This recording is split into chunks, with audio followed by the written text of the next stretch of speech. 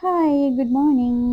Friday morning நாங்கள் எல்லாம் கோயிலுக்கு போவோம்னு சொல்லி ஏர்லியாகவே வெளிக்கிட்டு கோயிலுக்கு போயிட்டு இருந்தோம். அப்போ போகிற வழியில் பார்த்தா அந்த சைடு ஃபுல்லாகவே பர்பிள் கலரில் என்னமோ இருந்தது. அப்போ எப்படி அது இதுக்கு பார்க்கணுமே அப்படின்னு சொல்லி நான் இறங்கிட்டேன். இறங்கி பார்க்கும்போது குட்டி குட்டியாக அதெல்லாமே மொட்டு அந்த பர்பிள் கலர் கிரேப்ஸ் காய்ச்சிருக்க மாதிரி இருந்தது எனக்கு பார்க்கும்போது. இந்த சவ்வரிசி இருக்கும் தானே, சவ்வரிசி இருந்த மாதிரியே அவ்வளோ அழகாக நிறைய ஃப்ளவர்ஸ் இருந்தது.